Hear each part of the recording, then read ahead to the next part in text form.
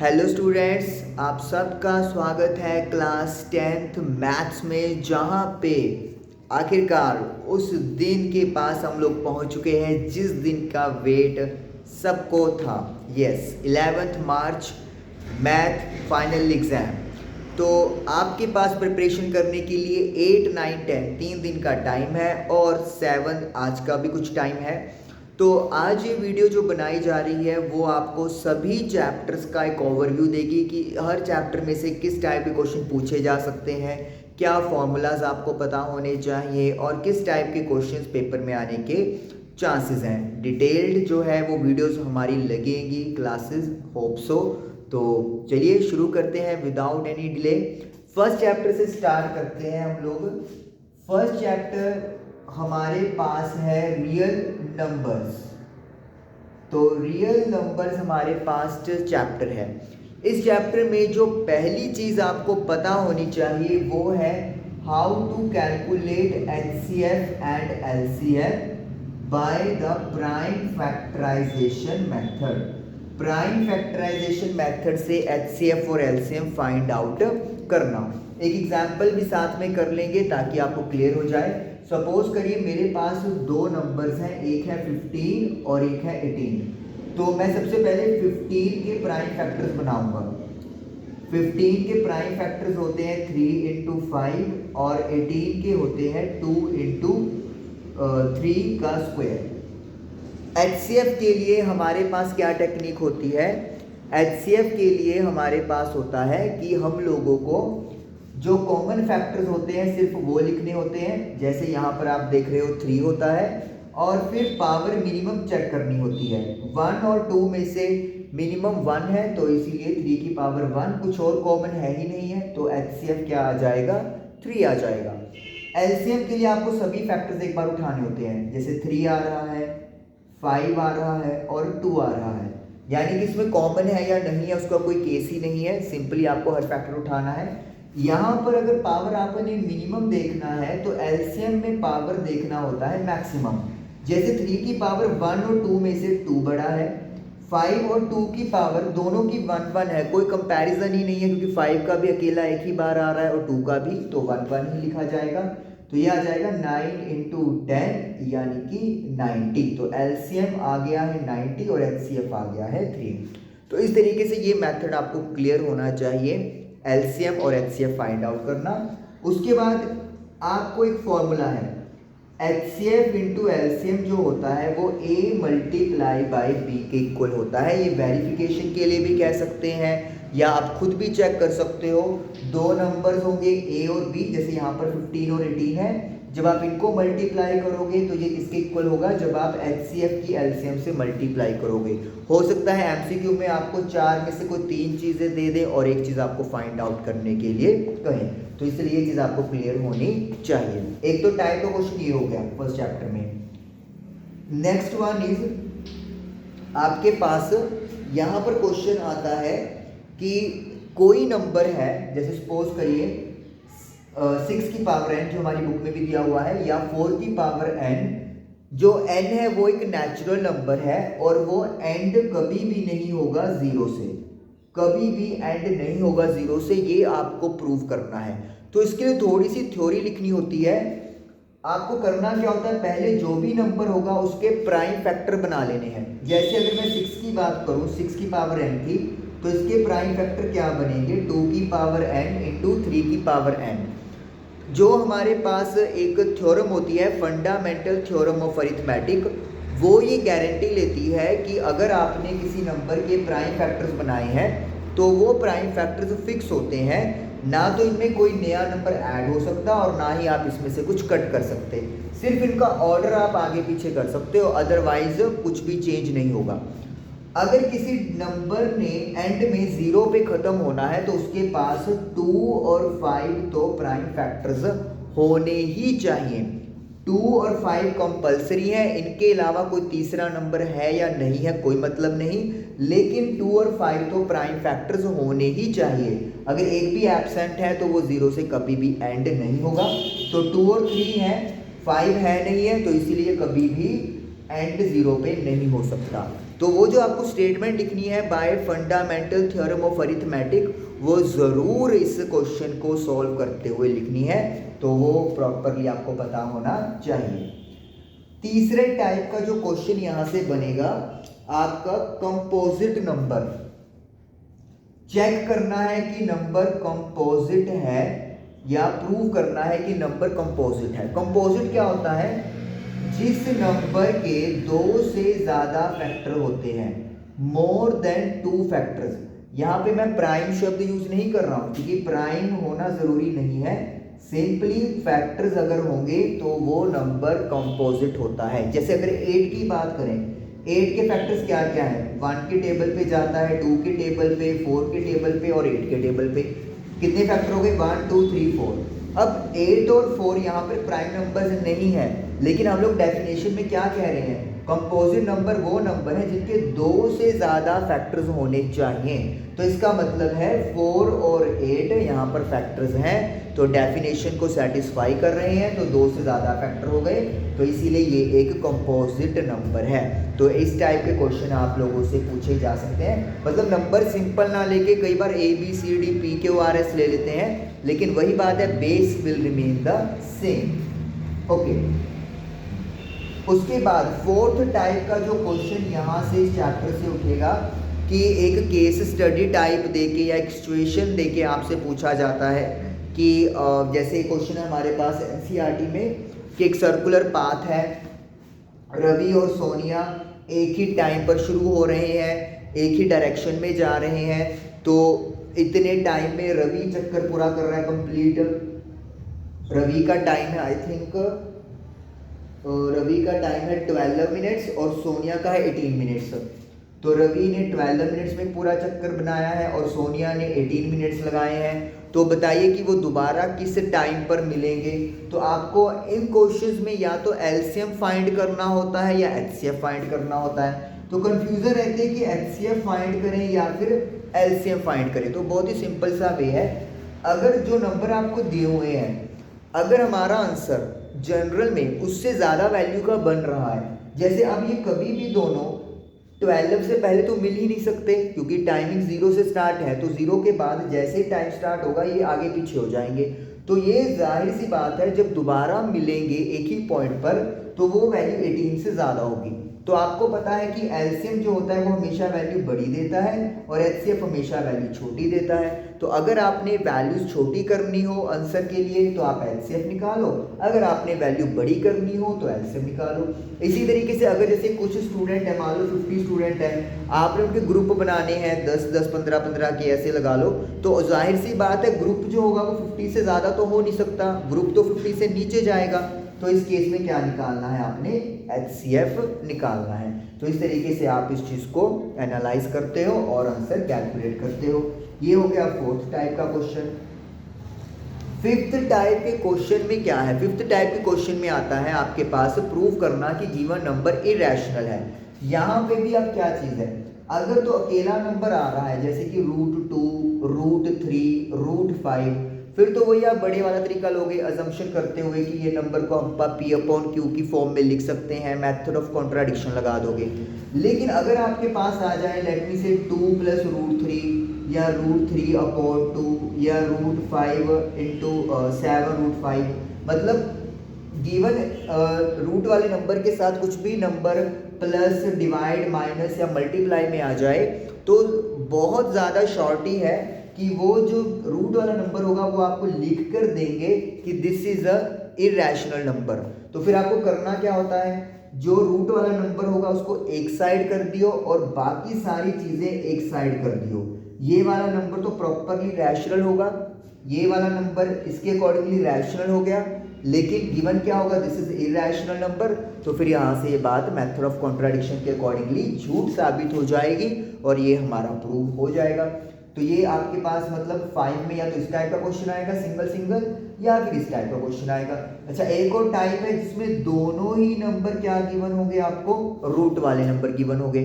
इसको करने के लिए आपको क्या करना पड़ेगा, इसको एक एक को लेट कर लियो और फिर आप एक नंबर को ले जियो दूसरी तरफ। लेट मी से √3 को मैंने उस तरफ ले गया, स्क्वायर कर दोगे दोनों साइड, तो यहाँ पर a माइनस बी का whole square, a square plus b square minus 2ab। ये जो सारा पार्ट है उसको एक तरफ कर लियो और रूट वाला पार्ट एक तरफ छोड़ दियो। तो आप क्या बता दोगे, वही कि ये सारा पार्ट तो रैशनल को लेके जा रहा है, लेकिन ये वाला क्या होगा, इरैशनल होगा। तो इससे भी आपका जो है वो पार्ट प्रूव हो जाएगा। वैसे किस नंबर को लेके जाना है वो जब आप क्वेश्चन की प्रैक्टिस करेंगे तब आपको क्लियर हो जाएगा। मतलब इस क्वेश्चन को ये 3 तरीकों से पूछा जा सकता है, इसके अलावा कोई और तरीका है ही नहीं है पूछने का।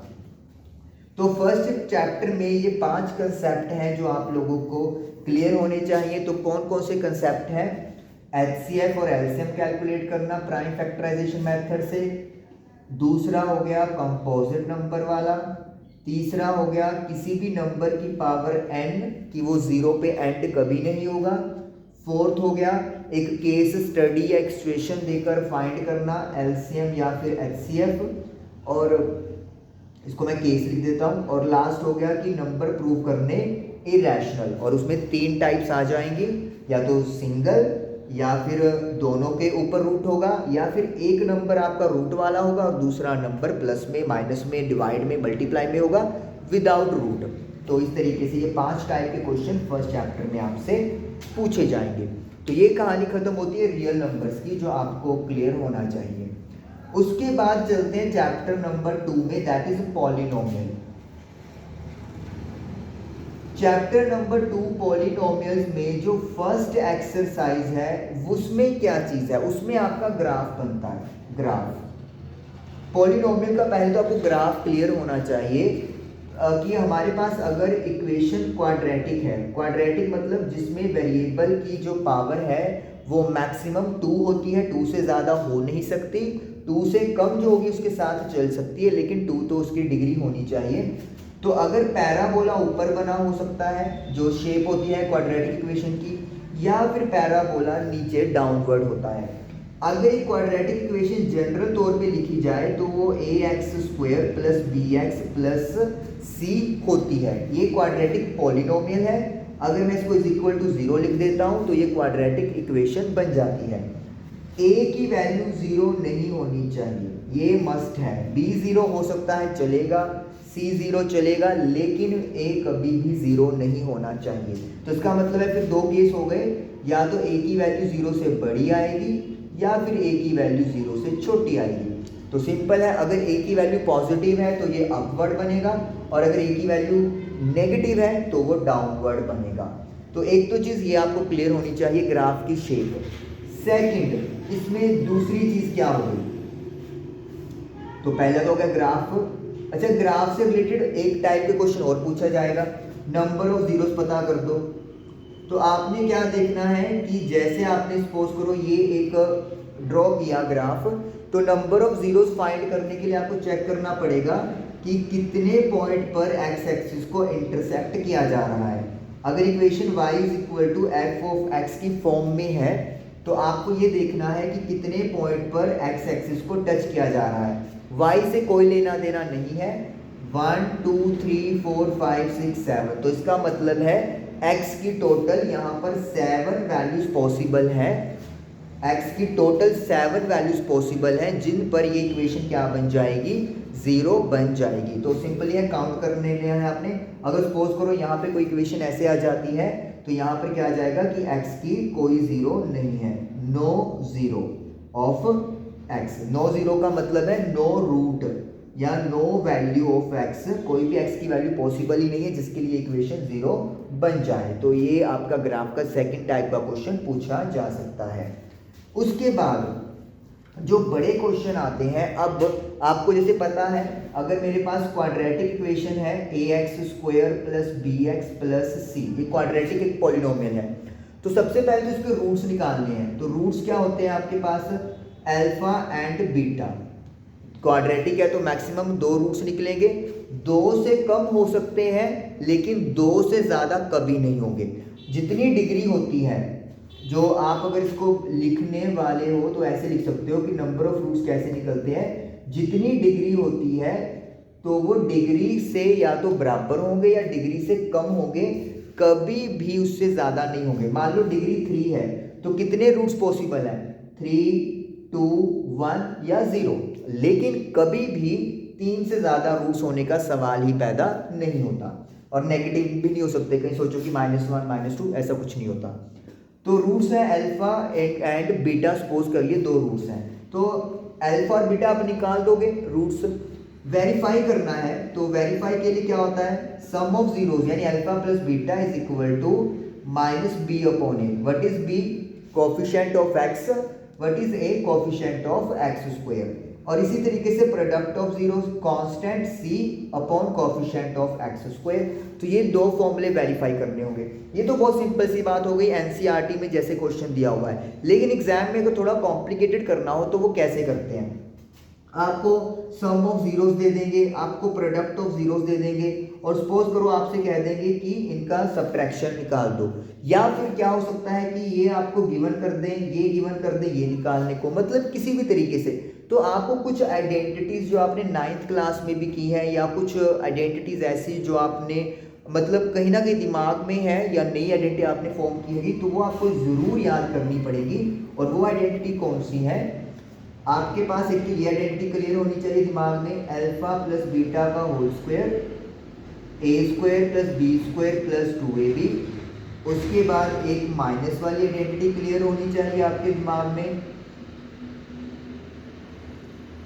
इसके बाद एक आपके पास a square minus b square, a minus b multiply by a plus b. उसके बाद क्यूब वाली आइडेंटिटीज भी आपके पास क्लियर होनी चाहिए, alpha minus beta, alpha square plus beta square plus alpha beta. उसके बाद क्यूब वाली आइडेंटिटी भी आपको दिमाग में रखनी है, ताकि किसी भी तरीके से रिलेट करके क्वेश्चन पूछे तो आप इजीली वहां पर अपना आंसर बना दो। अच्छा, माइनस और प्लस को जोड़ने के लिए एक आइडेंटिटी होती है कि अल्फा माइनस बीटा का होल स्क्वायर आप कैसे निकालोगे, अल्फा प्लस बीटा का होल स्क्वायर -4 अल्फा बीटा। आप अल्फा माइनस बीटा और अल्फा प्लस बीटा को डायरेक्टली इस आइडेंटिटी से लिंक कर सकते हो, और आपका जो है वो रिजल्ट बहुत हेल्प करेगा अगर प्लस और माइनस या प्रोडक्ट के साथ कोई भी रिलेशन बनाना होगा। तो इस तरीके से आप यहाँ पर किसी भी मतलब टाइप का क्वेश्चन आ जाए, अगर आइडेंटिटीज क्लियर है। अच्छा, एक और चीज़ है क्यूब वाली आइडेंटिटी। जैसे आपको पता है कि जैसे a प्लस बी का होल क्यूब होता है a cube plus B cube plus 3ab a plus b। तो अगर आप क्यूब की ये वाली आइडेंटिटीज लगाने में थोड़ा सा आपको मतलब मुश्किल लग रहा है कि यहाँ पे ईच का स्क्वायर आ गया, तो आप ये वाला भी लगा सकते हो, क्योंकि अल्फा प्लस बीटा और alpha plus beta, alpha into beta, ये क्लियर होंगे आपको क्वेश्चन या इक्वेशन में बनाकर। तो इसी तरीके से एक माइनस वाली आइडेंटिटी भी आप लगा सकते हो, a cube minus B cube minus 3ab a minus B. तो आपकी मर्जी है, आप इस तरीके से भी जा सकते हो, इस तरीके से भी जा सकते हो, डिपेंड करता है कि आपने किस मेथड से आइडेंटिटी को याद किया है और क्या आपको इजी लगता है। सिंपल सी बात ये है। तो सेकंड चैप्टर में एक ग्राफ वाला क्वेश्चन हो गया, और एक हो गया रूट्स और कोफिशिएंट से जुड़े हुए क्वेश्चन। इसके अलावा कोई और क्वेश्चन पेपर में आज तक कभी नहीं आया है, और ये एक क्वेश्चन बड़ा क्वेश्चन आई थिंक 2 या 3 मार्क्स का मतलब बन सकता है। ओके, तो सेकंड चैप्टर में यही था। अब बात करेंगे हम लोग चैप्टर नंबर 3 की। चैप्टर नंबर 3 है मेरे पास pair of linear equation in 2 variables. तो 2 इक्वेशन है, दोनों की दोनों ही लीनियर है और 2 वेरिएबल्स हैं। मैं आपको एक सैंपल लिख के देता हूं। जैसे मेरे पास सपोज कर लें a1x b1y plus c is equal to 0। ये हो गई पहली, x और y 2 वेरिएबल्स हो गए लीनियर, क्योंकि वेरिएबल की पावर 1 1 है। और ये दूसरी equation a2x plus b2y plus, इसको c1 लगा लें कांस्टेंट और इसको c2 लगा लें। अब जैसे हमने देखा था कि क्वाड्रेटिक में जो ग्राफ होता है वो बनता है पैराबोला। इसमें जो ग्राफ बनेगा वो बनेगी एक लाइन, लीनियर है तो इसलिए ग्राफ भी क्या बनेगा, एक लाइन बनेगी। अब इसके बेसिस पे क्या क्वेश्चन आपका बना है। अच्छा, और यहाँ पर आपको क्वेश्चन में क्या मतलब पूछेंगे, अगर a1/a2 b1/b2 के इक्वल नहीं है तो इसका मतलब क्या है, सॉल्यूशन क्या है, यूनिक। दूसरी बात क्या हो सकती है, इंटरसेक्शन, मतलब जो लाइंस हैं वो आपस में ऐसे किसी पॉइंट पर इंटरसेक्ट करेंगी, किसी पॉइंट पर ये मिलेगी, एक सॉल्यूशन होगा यूनिक सॉल्यूशन, उसे हम लोग बोलेंगे इंटरसेक्शन भी कह सकते हैं। उसके बाद next a1/a2 is equal to b1/b2, अगर नॉट इक्वल है तो c1 और c2 पे जाने की जरूरत ही नहीं है, लेकिन अगर ये इक्वल आ गए तो आप c1/c2 को भी कंसिडर करोगे। अगर ये इक्वल आ गए तो इसका मतलब क्या होता था, इनफाइनाइट मैनी सॉल्यूशन, और इसको बोलते थे कोइंसिडेंट, और इसका एक और नाम और दिया हुआ है, इसको डिपेंडेंट भी बोलते हैं। या आप एनसीईआरटी में अगर अच्छे से रीड किया है जिन्होंने थ्योरी, वो देखोगे डिपेंडेंट भी इनको बोलते हैं। इसमें क्या होता है, सिर्फ एक ही लाइन बनती है, मतलब ये दोनों सेम लाइंस ही होती है, सिर्फ इनके नंबर से फर्क होते हैं, एक ही लाइन को रिप्रेजेंट करते हैं, इसलिए इसको कोइंसिडेंट बोलते हैं। इन दोनों केसेस में क्या सिमिलैरिटी है कि कोई ना कोई सॉल्यूशन है, यहाँ पर एक सॉल्यूशन है, यहाँ पर इनफाइनाइट मैनी सॉल्यूशन है, तो इसलिए इसको एक जॉइंट नाम भी दिया गया है, कंसिस्टेंट। तो अगर आपसे कंसिस्टेंट पूछा गया है तो इनमें से अगर एक कंडीशन सेटिस्फाई हो गई तो कंसिस्टेंट हो जाएगा। तीसरा केस भी है, a1/a2 b1/b2 के इक्वल तो होगा, क्योंकि अगर नॉट इक्वल है फिर तो यहीं पे कहानी खत्म हो जाएगी, c1 c2 पे तो जाने की जरूरत ही नहीं है। लेकिन हो सकता है कि ये वाला रेशो c1/c2 के इक्वल ना हो, तो फिर इसको क्या बोलते हैं, इसको बोलते हैं हम लोग parallel, lines are parallel. Parallel का मतलब हो गया, जैसे आप साइंस में करते हो ना कि लाइंस कभी नहीं मिलती, पैरेलल रेज ऑफ लाइट आ रही है, वही चीज़ है यहाँ पर, पैरेलल है, और इसका मतलब होता है कि कोई सॉल्यूशन नहीं है, मतलब ये लाइंस किसी भी एक पॉइंट पर नहीं मिलेंगी, कोई भी पॉइंट इनको सेटिस्फाई नहीं कर सकता एक ही टाइम पर, और इसको बोलते हैं फिर इनकंसिस्टेंट। तो इसका मतलब हो गया, अगर सॉल्यूशन है, चाहे एक है चाहे इनफाइनाइट है, वो कंसिस्टेंट है, अदरवाइज ये कौन सा है, इनकंसिस्टेंट सिस्टम है। ओके, अब इनसे जुड़े हुए क्वेश्चन आपको आ जाएंगे, के की वैल्यू फाइंड कर दो, लैम्डा की वैल्यू फाइंड कर दो, जिनकी प्रैक्टिस होगी तो उस पर पता चल जाएगा आपको कैसे इसको यूज़ करना है।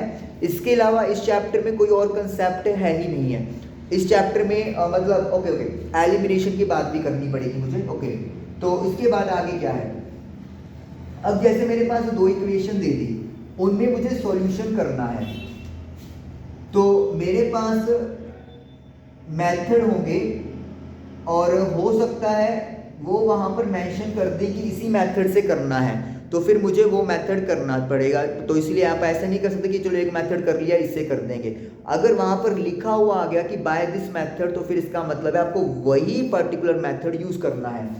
एलिमिनेशन मेथड में क्या होगा, जैसे सपोज करें, मैं आपको सिंपल सी एग्जांपल देता हूँ, मेरे पास मान लो ये दो इक्वेशंस हैं, x plus 4y is equal to 12, suppose कर ले, ऐसी मैंने इक्वेशन उठा ली। लो एलिमिनेशन में क्या होता है, दो वेरिएबल्स होते हैं, तो दो में से एक वेरिएबल को एलिमिनेट करना होता है। जैसे मेरे पास यहाँ पर x के साथ 2 लगा हुआ है, तो मैं क्या करूंगा, दूसरी इक्वेशन में भी x के साथ सेम नंबर लेके आऊंगा। जैसे मुझे इधर 2 चाहिए, तो मैं इसको पूरी को 2 से मल्टीप्लाई करूंगा, तो फिर क्या हो जाएगा, ये बन जाएगी 2x plus 8y is equal to 24। ऐसा नहीं है कि एक ही नंबर मल्टीप्लाई होगा, पूरी की पूरी इक्वेशन मल्टीप्लाई होगी।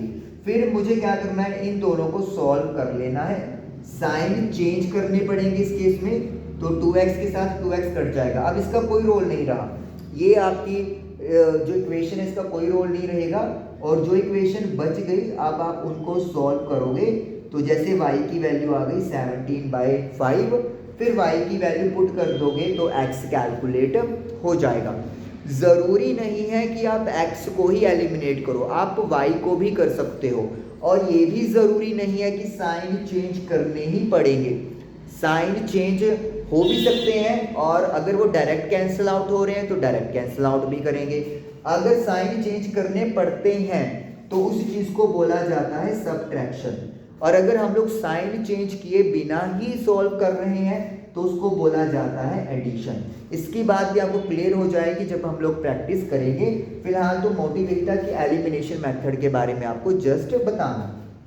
उसके बाद नेक्स्ट मेथड आता है सब्स्टिट्यूशन।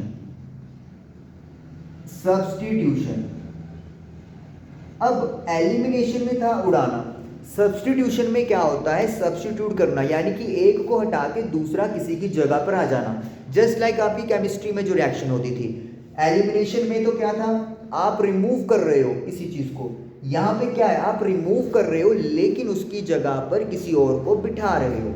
जैसे सपोज करें मेरे पास इक्वेशन है x + y = 3 और दूसरी इक्वेशन है 2x + 4y = लेट मी से 9, सपोज कर लो। तो सब्स्टिट्यूशन में क्या होगा, मैं कोई भी इक्वेशन उठा लूंगा अपनी फैसिलिटी के अकॉर्डिंगली और उसमें से या तो x की वैल्यू निकालूंगा या y की वैल्यू निकालूंगा। मतलब सपोज करो मैं यहाँ से x की वैल्यू निकाल देता हूँ, 3 - y आ गया, सपोज कर लो। अब इस इक्वेशन से निकाल कर दूसरी में पुट करना है। अगर आप सेकंड वन में से निकाल रहे हो तो फिर उसको फर्स्ट वन में पुट करोगे, यानी कि एक से निकाल के दूसरी में पुट कर देना है। आप y भी निकाल सकते हो, ये भी आपकी इच्छा है। तो आप क्या करोगे, x की जगह पर ये वैल्यू पुट कर दोगे। ये देखिए अब आपका क्या हो गया, आपने x हटा दिया, उसकी जगह पर कोई नई चीज ले आए हो, तो ये सब्स्टिट्यूशन हो गया। इसको सॉल्व करके यू विल गेट y, फिर y की वैल्यू किसी में भी पुट कर दियो, यू विल गेट x। तो इस मेथड को बोलते हैं सब्स्टिट्यूशन मेथड। x या y में से एक को हटाकर उसकी जगह पर किसी और को लेकर आएंगे। तीसरा मेथड है ग्राफिकल मेथड। ग्राफिकल मेथड में क्या होगा, आपको पहले तो ग्राफ बनाना पड़ेगा जो दो इक्वेशन दी होंगी। जैसे सपोज करो ये मेरे पास इक्वेशन है x + y = 5 और दूसरी इक्वेशन मान लेते हैं मेरे पास है 2x + y = 7, ऐसी बना लो।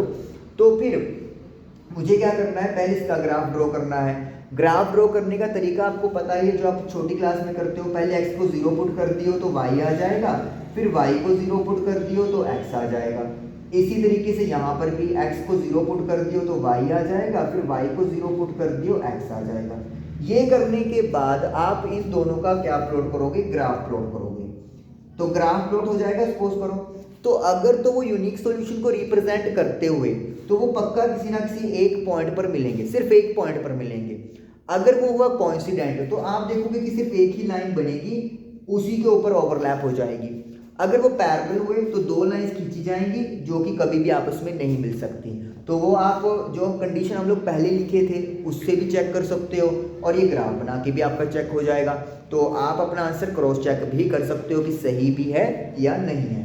तो ये तीन मेथड से आप इक्वेशन सॉल्व कर सकते हो और आपका डन हो जाएगा। बाकी प्रैक्टिस करेंगे तो कुछ और भी क्वेश्चंस होते हैं ए बी वाले, कई बार बड़ी वैल्यूज आ जाती हैं, वो कैसे सॉल्व करना है, लेकिन वो सारी प्रैक्टिस है।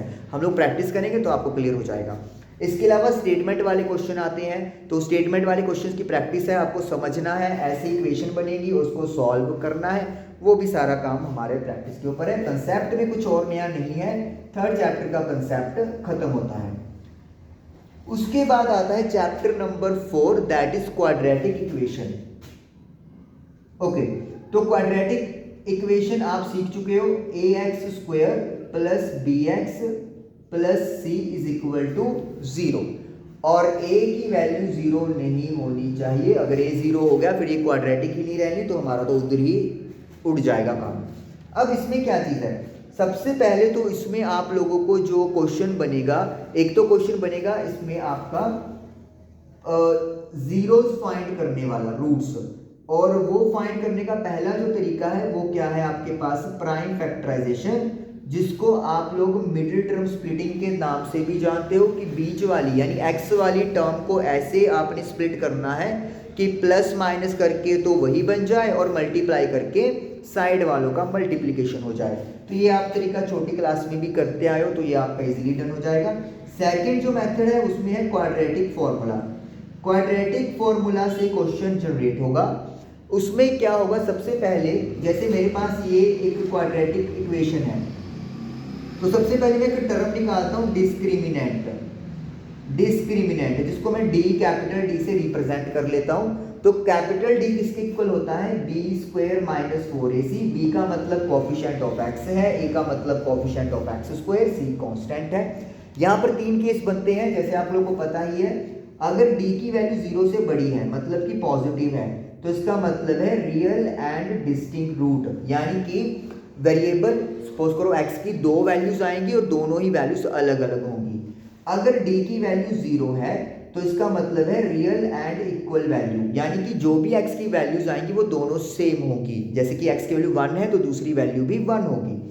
तीसरा है डिस्क्रिमिनेंट लेस देन 0, यानी कि नेगेटिव। तो इसका मतलब ये होता है no real roots are possible. यहीं पर कहानी रुक जाएगी, आपको आगे सॉल्व करने की जरूरत नहीं पड़ेगी। लेकिन अगर डिस्क्रिमिनेंट की वैल्यू इन दोनों में से कुछ भी आ गई तो आपको आगे फर्दर सॉल्व करना पड़ेगा, और उसको हम लोग सॉल्व करने के लिए क्वाड्रेटिक फॉर्मूला यूज करते हैं। तो फॉर्मूला क्या है, x is equal to minus B plus minus root D by 2a।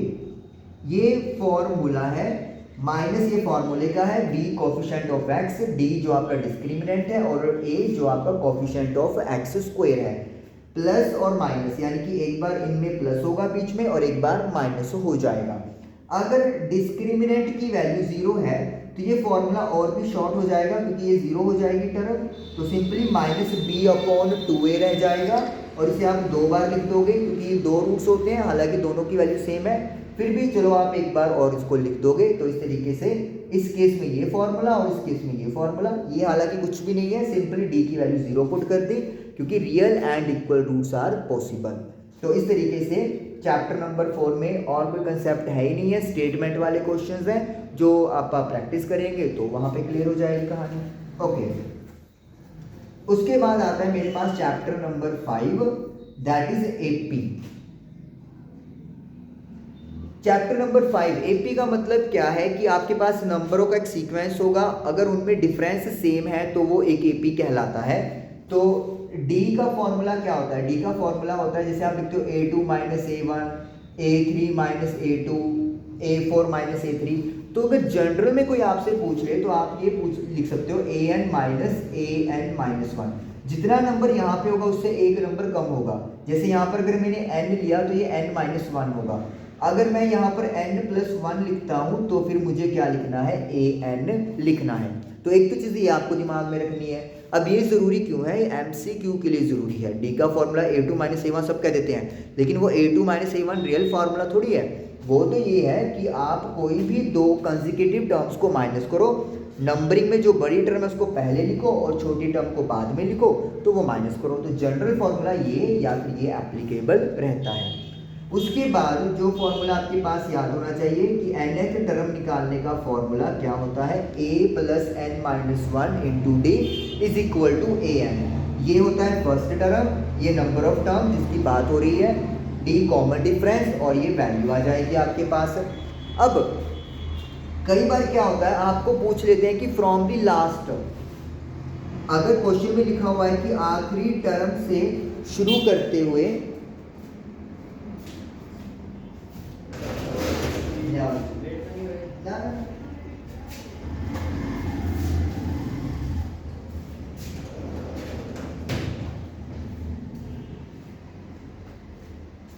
हाँ जी, तो अगर आपसे कोई पूछ ले कि फ्रॉम द लास्ट टर्म, यानी कि आपको सीक्वेंस के एंडिंग से बतानी है कोई टर्म, तो इस फॉर्मूला में थोड़ा सा चेंज कर दोगे and you will get the result. आपको करना क्या है, आप एक ही जगह L कर दो, what is L, last term कर दो, प्लस की जगह पर माइनस कर दो, you will get the answer. बस ये याद रख लो।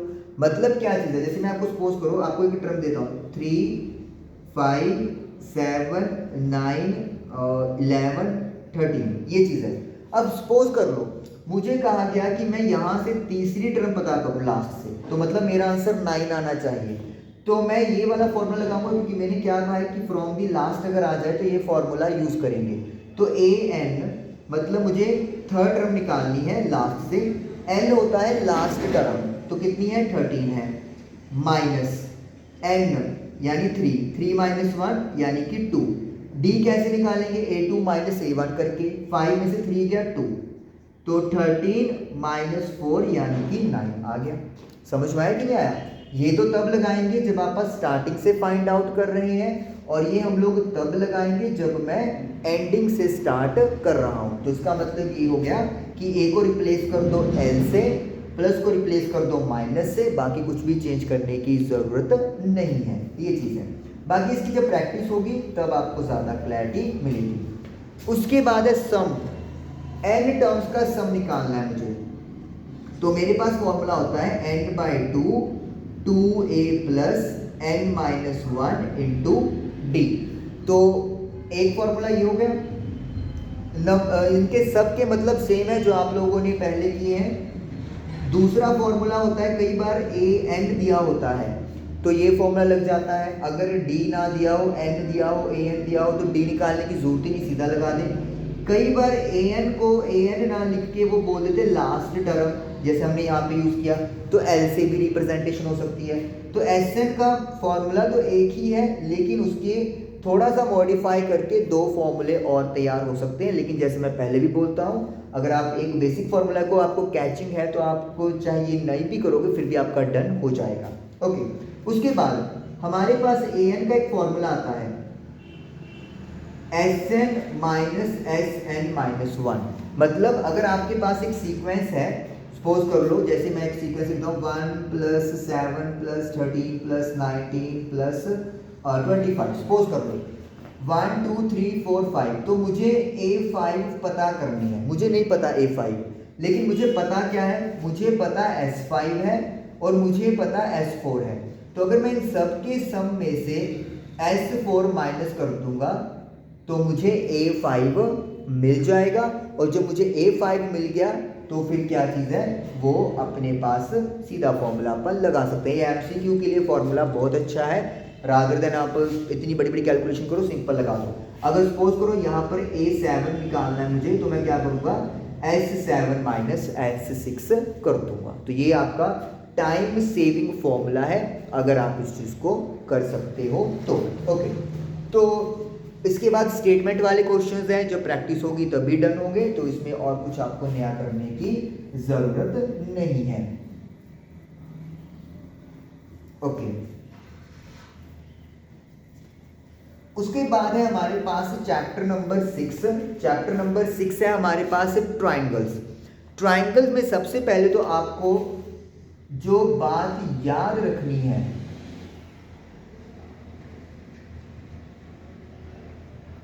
ट्राइंगल चैप्टर में जो पहली बात आपने याद रखनी है वो ये बात याद रखनी है कि दो फिगर्स, देखिए मैं दो फिगर्स, दो पॉलीगन्स की बात कर रहा हूँ, ट्राइंगल पे नहीं लेके जा रहा हूँ। दो फिगर्स तब सिमिलर होती हैं अगर उनकी कॉरेस्पॉन्डिंग साइड्स प्रोपोर्शनल है एंड, और नहीं लिख रहा हूं एंड, मतलब ये कंडीशन भी सेटिस्फाई होनी चाहिए, कॉरेस्पॉन्डिंग एंगल्स क्या होते हैं, अगर इक्वल होते हैं। अगर दोनों में से एक भी कंडीशन सेटिस्फाइड नहीं हुई तो फिर वो ट्रायंगल्स सिमिलर नहीं होंगी। लेकिन अगर मैं ट्रायंगल्स पे लेके चलता हूँ ये बात, स्पेसिफिकली ट्रायंगल्स पे, तो अगर एक भी कंडीशन सेटिस्फाई हो गई तो फिर वो ट्रायंगल सिमिलर होती हैं। क्यों? क्योंकि ट्रायंगल्स की खासियत है, अगर ये वाली कंडीशन सेटिस्फाई हो जाएगी तो ये को भी सेटिस्फाई कर देगा, या फिर अगर ये सेटिस्फाई हो गई तो वो ये भी सेटिस्फाई कर देगा। तो इसीलिए ट्रायंगल्स में दोनों कंडीशन को चेक करने की ज़रूरत नहीं होती। एक कंडीशन सेटिस्फाई हो गई तो ऑटोमेटिकली है फिगर जो है वो सिमिलर हो जाएंगी।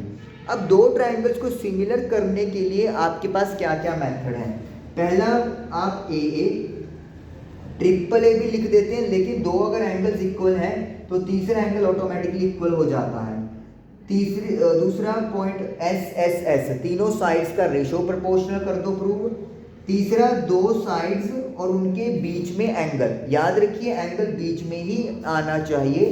तो इन तीनों में से अगर कुछ भी मिल जाए, या फिर इन शॉर्ट आपके सिलेबस में 3 तरीके हैं, इन तीनों से बाहर कुछ भी नहीं आएगा। अगर आप इन तीनों में से कोई भी तरीका लगाकर दो ट्रायंगल्स को सिमिलर कर दोगे तो वो ट्रायंगल्स सिमिलर हो जाएंगी। तो मतलब अगर दो एंगल्स इक्वल आ गए दो ट्रायंगल्स में तो आपको साइड सूट देखने की कोई जरूरत नहीं है, डायरेक्टली दे आर सिमिलर। उसके बाद इसी चैप्टर में आता है हमारे पास BPT, basic proportionality theorem. Theorem भी डायरेक्टली आ सकती है, उसके बेसिस पे क्वेश्चन भी आ सकते हैं, वो देखते हैं क्या आएगा। तो आपके पास एक ट्रायंगल होगी ABC और इस ट्रायंगल में एक लाइन पैरेलल होगी ट्रायंगल की किसी भी एक लाइन के, जैसे कि DEBC के पैरेलल है। तो थेल्स थ्योरम या BPT या बेसिक प्रोपोर्शनैलिटी थ्योरम क्या कहती है कि जो रेशो है AD अपॉन DB का वो AE अपॉन EC के प्रोपोर्शनल होगा अगर DE जो है वो BC के पैरेलल है। तो यही एक लौती थ्योरम रह गई है, बाकी सारी थ्योरम कट गई है। तो इस तरीके से BPT का यूज करके आप रेशो फाइंड कर सकते हो, साइड पता कर सकते हो as per the requirement of the question. Converse of BPT prove करनी नहीं आएगी, लेकिन उसका रिजल्ट आपको यूज होना चाहिए। रिजल्ट क्या है, अगर ये कंडीशन सेटिस्फाई हो गई किसी ट्रायंगल में कि साइड्स का रेशो प्रोपोर्शनल है, तो कन्वर्स लगा के आप क्या लिख दोगे, लाइंस आर पैरेलल। तो जो लाइन ड्रॉ होगी वो पैरेलल हो जाएगी। इनके बेसिस पे भी बहुत क्वेश्चंस हैं, पैरेललोग्राम वाले क्वेश्चंस हैं और खासकर ट्रेपीजियम वाले क्वेश्चंस हैं जिनमें आने के चांसेस ज़्यादा है। लेकिन ट्रायंगल की चैप्टर की कंसेप्ट की अगर बात करें तो इससे ज़्यादा कंसेप्ट कुछ भी नहीं है, सिंपल ये वाली चीज़ और ये वाली चीज़ है जिसके बेसिस पे ट्रायंगल चैप्टर कवर हो जाएगा। और अगर आप NCERT अच्छे से कर लेते हो तो वो सफिशिएंट है अच्छे तरीके से, एग्जाम्पलर और NCERT। ओके, नेक्स्ट अब चलते हैं नेक्स्ट चैप्टर की तरफ, that is chapter number 7। 7th chapter है आपका coordinate geometry. Okay, coordinate geometry chapter में सिर्फ और सिर्फ 2 फॉर्मूलेज हैं। पहला फॉर्मूला क्या है, डिस्टेंस फॉर्मूला। अगर आपको 2 पॉइंट गिवन है और उनके बीच में आप डिस्टेंस निकालना चाहते हो, लेट मी से 2 पॉइंट है AB,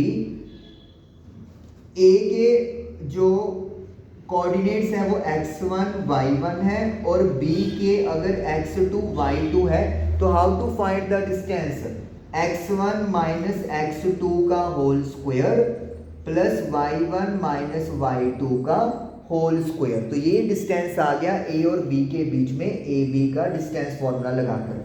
उसके बाद जो x वाला पॉइंट होता है उसको आप एब्सिसा, y वाला पॉइंट को ऑर्डिनेट और दोनों को मिलाकर कोऑर्डिनेट बोलते हैं। कई बार एब्सिसा और ऑर्डिनेट शब्द यूज कर लेते हैं, तो एब्सिसा मतलब x और ऑर्डिनेट मतलब y की वैल्यू वो आपको कह रहे हैं। दूसरा फॉर्मूला जो आपके पास है वो है सेक्शन फॉर्मूला। इसमें क्या होगा, 3 पॉइंट होंगे आपके पास, सपोज कर लो A, B एंड P। अगर ये पॉइंट इस तरीके से है तो जो P पॉइंट है वो AB को सपोज करो एक रेशो M/N में डिवाइड करता है। तो P के अगर कोऑर्डिनेट्स निकालने हो तो कैसे निकालेंगे, सबसे पहले तो A को x1 y1, B को x2 y2 और P को x, y हम लोग अज्यूम कर लेंगे। तो x यानी कि जो P का x है वो कैसे निकलेगा, m की मल्टीप्लाई x2 से, n की मल्टीप्लाई x1 से, मतलब इधर का उधर उधर का इधर क्रॉस करवाना है। और नीचे क्या हो जाएगा, m प्लस n हो जाएगा। इसी तरीके से अगर y निकालना है तो इधर का उधर और उधर का इधर और नीचे m प्लस n निकालना है। अगर आप ये कर देते हो तो आपका x और y निकल जाएगा। एग्जाम में क्या हो सकता है, या आपके एक और टाइप का क्वेश्चन क्या आ जाएगा, आपको रेशो पूछा गया होगा, आपको x y दे देंगे, आपसे रेशो पूछा जा सकता है, तो उस केस में भी कुछ नहीं है, x या y की जो भी वैल्यूज गिवन होगी, x2 x1 की वैल्यूज गिवन होगी, आप m और n फाइंड कर सकते हो। या फिर एक तरीका और भी होता है कि रेशो को k/1 लेट कर लेते हैं, आपको पता ही है, तो आप k/1 का भी यूज कर सकते हो। तो फॉर्मूला क्या हो जाएगा, जहां पर m है वहां पर k हो जाएगा और जहां पर n है वहां पर 1 आ जाएगा। तो फॉर्मूला बन जाएगा k into x2 plus x1 upon k plus 1, ये बन जाएगा फॉर्मूला। आपको तो एक ही फॉर्मूला याद रखना है, दूसरा तो बेटा उसके अकॉर्डिंगली आप खुद भी डिसाइड मतलब खुद भी बना सकते हो। इसमें एक जो चीज़ जो आपको बेहतरीन तरीके से याद होनी चाहिए कि अगर x और y मिड पॉइंट है, या फिर यूँ कह लो कि अगर ये रेशो इक्वल है, मान लो रेशो 1/1 ना जाएगी, अगर ये मिड पॉइंट हुआ अगर 2:2 है तो वो भी मिड पॉइंट को रिप्रेजेंट कर रहा है। आप 2:2 नहीं लिखोगे, आप 1:1 ही लिख के आओगे। तो ये फॉर्मूला रिड्यूस हो जाएगा कैसे, m की वैल्यू भी 1 है, n की भी 1 है, तो फिर x2 + x1 अपॉन 1 + 1 2 हो जाएगा। इसी तरीके से y भी y2 + y1 अपॉन 2 हो जाएगा। तो मतलब क्या है कि अगर आपको क्वेश्चन में दिख रहा है कि वो मिड पॉइंट की बात कर रहे हैं या फिर रेशो 1:1 है, तो वेरी इजी, सिंपली m और n दोनों को 1:1 कर दो और इन्हीं फॉर्मूले को आप लोग रिप्रेजेंट कर सकते हो। तो इस तरीके से ये वाला भी आप लोगों का डन हो जाएगा इस तरीके से। ओके, तो चैप्टर नंबर 7 तक की ये जो कहानी है, शॉर्ट स्टोरी, क्या क्या इसमें से आ सकता है, क्या क्या पूछे जा रहे हैं क्वेश्चन, प्रैक्टिस करेंगे तो आपको और ज़्यादा क्लैरिटी हो जाएगी। लेकिन फॉर्मूलाज और कंसेप्ट इससे बाहर नहीं आने वाले। अच्छा, एक कंसेप्ट और सुन लें, ए बी में डिस्टेंस फॉर्मूला के अकॉर्डिंगली अगर सपोज करो आपको 3 वर्टिसेस दिए हुए हैं और आपसे पूछा है कि ट्रायंगल कौन सी है, तो अगर दो डिस्टेंस बराबर हो गए तो वो आइसोस्केल ट्रायंगल हो जाएगी, तीनों इक्वल हो गए तो इक्विवेलेंट ट्रायंगल हो जाएगी, और इक्विलेटरल ट्रायंगल हो जाएगी। अगर मान लो दो साइड्स का स्क्वायर AB² सपोज करो BC² वो तीसरी के स्क्वायर के इक्वल आ गया तो फिर वो पाइथागोरस थ्योरम हो जाएगी। तीनों साइड्स अलग अलग आ रही हैं तो स्केलर ट्रायंगल हो जाएगा। तो वो पूछ सकते हैं। ऐसे ही जो आपकी क्वाड्रेटरल है उसका टाइप पूछ सकते हैं, पैरेललोग्राम, स्क्वायर, रेक्टेंगल, उनकी प्रॉपर्टीज, तो वो सारी चीज़ प्रैक्टिस में आएंगी, तो वो जो हम लोग करेंगे। तो नेक्स्ट चैप्टर्स की भी ऐसी शॉर्ट समरी के साथ आपसे मिलते हैं। तब तक के लिए thank you for watching the video.